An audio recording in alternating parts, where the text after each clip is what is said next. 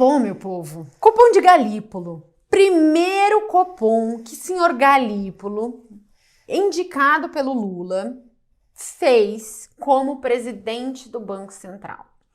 Então, era um Copom super importante, super importante. Por quê? Porque estava todo mundo de olho para ver se ele ia realmente dar os 100 bases que ele prometeu ou não ia dar. Então, estava todo mundo super de olho nessa reunião. E aí, o que aconteceu? Ele deu ou ele não deu? Eles deram os 100 basis points por unanimidade.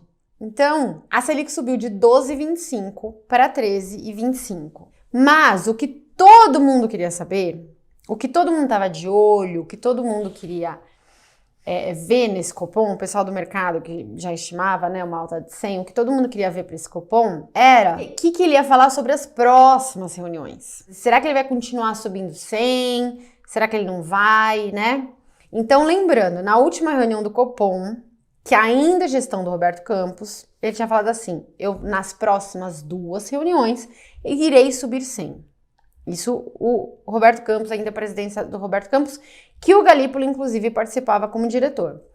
Nessa, ele subiu 100, então é a primeira alta prometida, e se comprometeu no comunicado a subir mais uma de 100, levando a Selic no mínimo para 14,25, porque agora foi para 13,25. Mas o problema não é esse. O problema é o que temos depois. Então lembra, toda vez que ele dá uma decisão do Copom, logo depois ele explica essa decisão. Por que ele explica? Porque o Banco Central serve a quem? Ele serve a nós, né? Ao povo brasileiro. Qual o papel do Banco Central? É controlar a inflação. Por quê? Porque a inflação é a pior coisa que pode acontecer com uma economia. A inflação prejudica a quem? Os mais pobres. E aí ele começa como comunicado? Ele começa falando primeiro do ambiente externo. Por quê? Porque nós somos uma pequena ilhota no meio do nada, somos brasileiros. Nós somos uma pequena jabuticaba no meio do mapa-mundi. Então, primeiro, assim, o que mais é o driver da economia mundial é os Estados Unidos. Então, ele começa falando sobre os Estados Unidos, o impacto dos Estados Unidos no Brasil em todos os emergentes, e aí depois ele passa para falar dos emergentes. Só que tem uma coisa no externo muito importante. Primeiro, tivemos eleição nos Estados Unidos e o novo presidente falou em fazer várias coisas. Aumentar tarifas é inflacionário. Parar com imigração é inflacionário. Você diminui a mão de obra, pressiona os salários. Será que ele vai ter aumento fiscal? Será que não vai? Será que ele vai controlar o fiscal? O déficit americano está em 7. Ele falou em jogar para 3. Isso é restrição fiscal, isso é deflacionário. Ou pelo menos é desinflacionário, né? E alterações regulatórias, o que vai ter e qual o impacto disso na economia. Então, o Fed está meio cego agora, porque a economia vinha num patamar, agora vão ter umas alterações de política, e essas alterações de política vão alterar o curso da inflação nos Estados Unidos. Então, o que o Fed falou hoje foi: temos agora uma incerteza na economia. Por outro lado, eu estou muito confortável com a taxa de juros no patamar que está, né, que é esse 4,25, 4,5, porque a inflação está caindo devagar, está em 2 e alto, tem que chegar em 2, né, que tá em 2,5, tem que chegar em 2, que é a meta de inflação. Então, Banco Central, não tenho pressa nenhuma de cair a taxa de juros. Eu tô aqui tranquilão, só vendo o que vai acontecer, as mudanças que o novo governo vai fazer, para então pensar em tomar uma decisão. Então, para eles caírem mais a taxa de juros lá, eles vão ter que ver mais progresso, né, na inflação, chegando na meta de 2, tá certo? Ou seja, a taxa de juros americana não vai cair tão rápido assim, ela vai cair mais devagar agora e vai ficar num patamar mais alto. E isso é ruim para os emergentes, porque se a taxa de juros americana, que é a mais sexy da economia mundial, e portanto, se aquela taxa de juros está alta, ela atrai muitos investimentos. Então, isso é ruim para emergentes, certo? Se a taxa de juros lá está muito baixa, aí o americano e o resto do mundo começa a olhar para o lado, né, para os emergentes e falar: nossa, gatinho. Se não, não faz isso. Então, a taxa dos Estados Unidos está lá mais alta por mais tempo, é ruim pra gente, tá? E o que ele tá falando é, não tô com pressa nenhuma. E tem uma mega incerteza rolando aí com esse novo cara, que eu não sei se ele é maluco, se ele não é, o que ele vai fazer. Então, vou esperar. E aí, neste contexto, o Copom começa a falar do ambiente externo. Então, ele fala, o ambiente externo permanece desafiador, por causa disso que eu tô falando para vocês. Em função, principalmente, da conjuntura econômica dos Estados Unidos, que suscita maiores dúvidas sobre o ritmo de desaceleração, da desinflação e, consequentemente, da postura do Fed. Os bancos centrais das principais economias permanecem determinados em promover a convergência da inflação para suas metas, né? Em um ambiente marcado por pressões no mercado de trabalho. Como assim, Marília?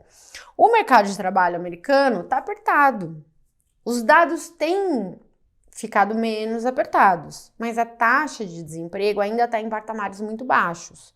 4,1, se não me engano, ainda é um patamar muito baixo, né? Ainda é um patamar aí de quase pleno emprego. Então, isso deixa o Banco Central atento. Ele não pode dar mole, né? Se ele der mole, a inflação sobe. Então, ele tem que ficar com cautela, né? Aí ele fala, o comitê avalia que o cenário externo segue exigindo cautela por parte dos países emergentes. Então, a gente precisa de uma taxa de juros americana caindo para a gente se tornar super atrativo. Aí ele vem para o cenário doméstico. Em relação ao cenário doméstico, o conjunto dos indicadores de atividade econômica do mercado de trabalho seguem apresentando dinamismo. Ai, Marília, por que isso é um problema? É um problema porque o Banco Central, ele sobe a taxa de juros para desaquecer a economia. Mas ele subiu a taxa de juros e não desaqueceu a economia. A economia continuou aquecida, com um conjunto de indicadores de atividade econômica e mercado de trabalho segue apresentando dinamismo. Percebe? E isso dá a entender pra gente que o juro não está num patamar suficientemente restritivo para impactar a economia e o mercado de trabalho. Nos Estados Unidos, quando a gente olha os dados de mercado de trabalho, a gente percebe uma melhora. O Fed gostaria que a melhora fosse mais rápida? Sim, mas há uma melhora, né? Quem está empregado ainda está numa situação boa, mas quem quer procurar emprego está achando muito mais dificuldade lá nos Estados Unidos. O Fed falou hoje isso na conferência dele. Então, lá dá para perceber sinais de que a política monetária está restritiva e está fazendo o seu efeito na economia. Aqui no Brasil, não. A gente olha os dados de mercado de trabalho e a gente vê os dados na mínima histórica, a massa salarial real, já descontada a inflação, não para de subir, né? E já voltou para a tendência pré-pandemia. E isso nos dá a entender que o freio de arrumação que o Banco Central deu na economia não foi suficiente e por isso precisamos de uma taxa de juros mais elevada. Percebe porque a atividade econômica e o mercado de trabalho é tão importante de ser acompanhado pelo Copom? É tão importante por conta disso, porque ele é o indicador, o indicativo de que a política monetária está ou não sendo eficiente. Mas Marília, levamos o juro para 12, 14. Por que a política monetária não foi eficiente? Temos várias respostas para essa pergunta, dentre elas um enorme estímulo fiscal que foi feito. Então ele está falando assim, a inflação cheia e as medidas subjacentes mantiveram-se acima da meta para a inflação e novamente apresentaram elevação nas divulgações recentes. Então percebe? Mais um indício de que a política monetária não está fazendo efeito restritivo e precisa aumentar a taxa de juros.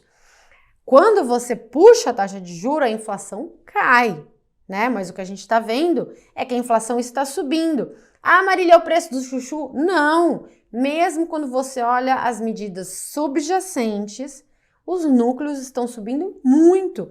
Inclusive, os núcleos ligados a serviços subjacentes, serviços de mão de obra, estão rodando a patamares de quase 1% ao mês. 21% ao mês em inflação acima de 10% no ano, tá? Então é super preocupante, super preocupante. Por isso, né, ele vai justificar a alta lá de baixo. As expectativas de inflação elevaram-se de forma relevante, situando-se em 5,5% para 2025. Antes era 4,8%. 4,8% já é acima da banda de tolerância de 4,5%, porque a meta é 3%, tem uma banda de tolerância. A banda de cima é 4,5%. O mercado, no Copom passado, estava em 4,8%. Nesse Copom, subiu para 5,5%. Olha que loucura. Então, eles estão falando assim, Banco Central, meu querido, você não vai cumprir de forma alguma a meta de inflação para o ano de 2025. E a projeção do Copom para o horizonte relevante, que é 2 anos à frente, está em 4. A meta é 3, ou seja, está acima da meta. Quando a projeção do Banco Central está acima da meta, o Banco Central tem que continuar subindo a Selic. Quando a projeção do Banco Central para o horizonte relevante está abaixo da meta, o Banco Central tem que cair a Selic. Marília, por que para o horizonte relevante? Por que para daqui a 2 anos? Porque o Banco Central, subindo a Selic hoje, ele não consegue impactar a inflação hoje. Ele só consegue impactar a inflação para 3 trimestres à frente. Então não adianta nada ele subir a taxa de juros hoje e esperar que a inflação do mês que vem vai cair. Não. Por isso que ele tem que olhar a convergência num horizonte. O comitê segue acompanhando com atenção os desenvolvimentos da política fiscal e como eles impactam na política monetária e nos ativos financeiros. Como assim, Marília? Não cabe ao Banco Central subir taxa de juros porque o governo expandiu o fiscal. O Banco Central não atua nos efeitos primários da expansão fiscal. Como assim, Marília? Não é mecânico, expansão fiscal, logo juro maior. Não. O Banco Central atua nos efeitos secundários da expansão fiscal, ou seja, como que ela impacta as variáveis macroeconômicas que vão no modelo Samba. Por exemplo, expectativa de taxa de juros, inflação, expectativa de inflação, câmbio, né, prêmio de risco. Então, se a expansão fiscal não impactar as variáveis econômicas, que foi o que aconteceu na pandemia, Banco Central não tem que agir. Se a expansão fiscal é vista com falta de credibilidade, impacta nas variáveis econômicas, Banco Central tem que agir.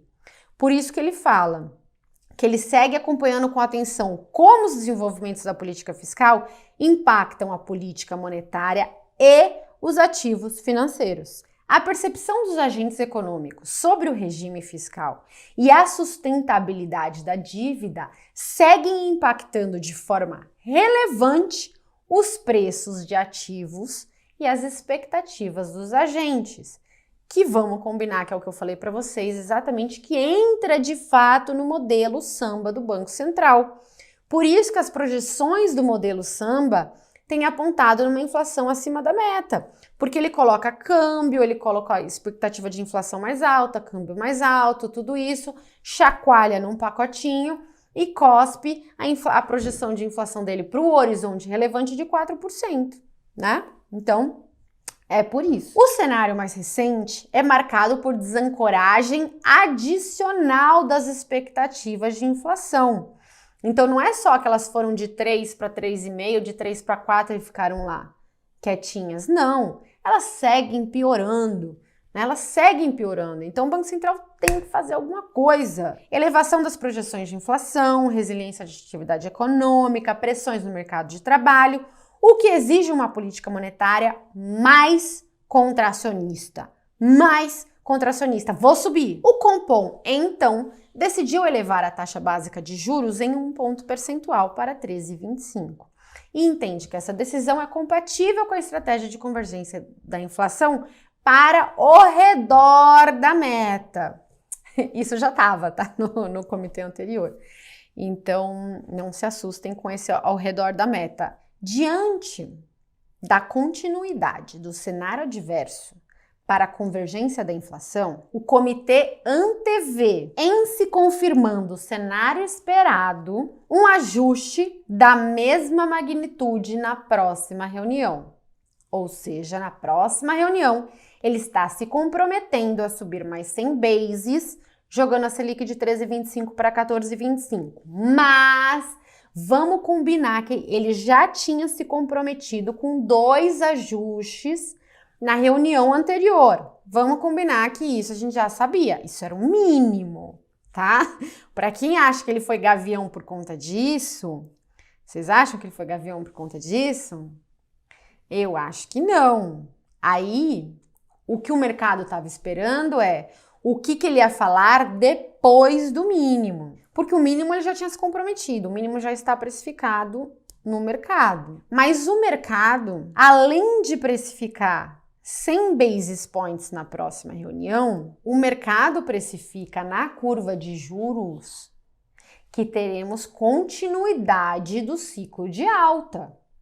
Então, o mercado estava com 100 nessa, 100 na outra e depois 80, 60 e 36. Jogando a Selic para onde? Para 16,25. Aí ele continua. Para além da próxima reunião, o comitê reforça que a magnitude total do ciclo de aperto monetário será ditada pelo firme compromisso de convergência da inflação à meta e dependerá da evolução da dinâmica da inflação, em especial os componentes mais sensíveis à atividade econômica, os núcleos, né? E a política monetária, das projeções de inflação, das expectativas de inflação e alta do produto. Blá, blá, blá, blá, blá, para falar o quê? Nada. Percebe, gente? O mercado estava precificando não só mais uma de 100, mais uma de 100, depois uma de 75, depois 50, depois 25, até chegar no 16,25. Ele se comprometeu com a continuidade do ciclo de alta?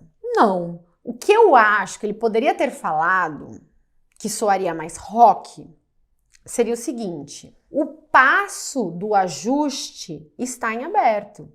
O passo dependerá dos dados econômicos, né? Se ele falasse o passo dependerá dos dados econômicos, seria um compromisso em continuar subindo, correto? Apenas não dizendo se vai ser 100 ou 75 ou 50. Então você ainda estaria aberto para quanto vai subir, mas não foi isso que ele falou. Ele falou para além, o comitê reforça que a magnitude total do ciclo de aperto será ditada pelo firme compromisso. Então é assim, eu prometerei que vou prometer. Então, aí eu quero ver como é que vai ser amanhã, porque se essa minha interpretação estiver correta, se o mercado concordar comigo que ele comprometeu em não se comprometer e achar que isso é dove, o que vai acontecer? As taxas de juros de curto prazo vão cair um pouquinho, né? E as taxas de juros de longo prazo vão subir um pouquinho. E, portanto, o câmbio vai se desvalorizar um pouquinho, tá? É isso que vai acontecer se o mercado concordar com o que eu tô falando aqui. Se não mudar muita coisa, é porque o mercado achou que não foi nem rock nem dovish, foi meio que tá tudo certo. O mercado comprou esse discurso dele da magnitude total, estou comprometido, eu prometerei que vou prometer. Então, eu acho que na dúvida, ele deveria ter sido mais rock, mais enfático, dizendo que deveria continuar um ciclo de alta depois disso. Ah, Marília, se depois ele perceber que tudo mudou e tal, aí ele cai mais rápido depois da Selic, não tem problema. Ele ganha credibilidade. Agora, no momento que as expectativas de inflação estão descolando ainda mais da realidade, você deixar aberto desse jeito, achei ruim. Então eu acho que, posto isso, a gente não vai ter aquele ganho de credibilidade que a gente poderia ter se eles comprometessem com mais altas. E isso pode trazer uma instabilidade adicional para o mercado. Então, o que eu acho? O câmbio tá bem comportadinho, vocês perceberam. E o Banco Central anunciou um outro swap de câmbio agora. Eu acho que seria uma boa ideia, quem quer mandar dinheiro para fora e ainda não mandou, eu acho que vale a pena nesse câmbio. Ou quem quer comprar dólar, eu compraria. Porque eu acho que vai dar tudo errado? Não. Mas porque eu acho que esse discurso não enfático pode trazer margem à interpretação e pode aumentar um pouquinho a volatilidade do mercado. E como o dólar melhorou muito recentemente, foi de 6,30 para 5,80 e pouco, acho que vale a compra. Ah, Marília, e as taxas de juros? Acho isso que eu falei. O pré curto pode cair um pouquinho e o pré longo pode subir um pouquitinho. Entendam o seguinte, essa discussão de metas de inflação, isso é muito importante. A gente pode fazer essa discussão de metas de inflação? A gente até pode. A gente até pode parar aqui para pensar se 3% faz sentido ou não. Mas a gente não pode pensar nisso enquanto a gente não está cumprindo a meta. Porque uma das variáveis que mais influencia o modelo Samba e a previsão do Banco Central para a inflação é as expectativas de inflação. Logo, se você muda a meta de inflação porque você não está cumprindo a meta de inflação, imediatamente as expectativas de inflação do mercado vão dizer, horas, se agora a nova meta é 4,5, o governo vai jogar a inflação em 6,5. E imediatamente as expectativas mudam para 6,5. Então, se você quer ter uma discussão de alteração de meta da inflação, ela tem que se dar em um ambiente onde você está cumprindo a meta e onde as expectativas estão ancoradas em torno da meta. Porque senão a única coisa que vai acontecer é o deslocamento das expectativas de inflação na mesma magnitude ou maior.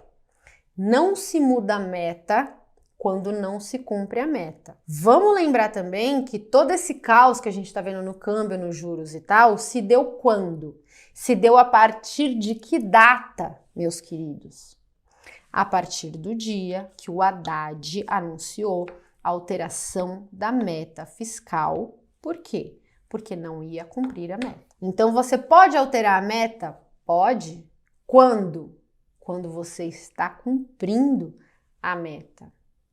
Caso contrário, bate na credibilidade, que é a principal variável do modelo de inflação, batendo consequentemente na inflação. O que mais preocupa algumas pessoas do mercado financeiro, que eu ouvi falar, que ouviram falar, é insider information. Porque quem tem acesso aos números pode tomar decisões baseadas nesses números. Então, essa é a maior preocupação de algumas pessoas que eu ouvi falar, que ouviram falar. Tanto que um dia antes do IPCA, da divulgação do IPCA, a gente viu os DIs subirem muito. Então, acho que o principal risco está muito mais ligado a insider information potencial do que, de fato, uma mudança no IPCA. Posto isso, Marília, o que eu faço com os meus investimentos de renda fixa? No meio dessa crise toda, você tem umas oportunidades importantes. Ah, Marília, invisto em crédito? Não.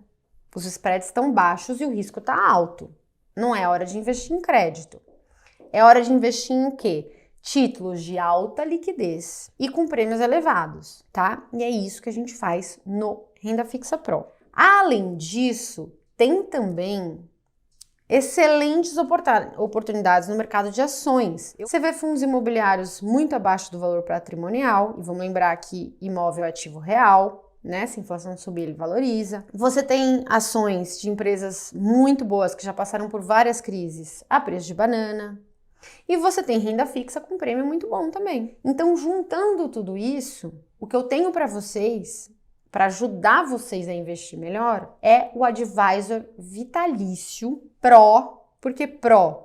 Porque também tem investir lá fora, né, nos Estados Unidos, ações, renda fixa e tudo, porque eu falei para vocês comprarem dólar agora, pelo preço de 1 ano.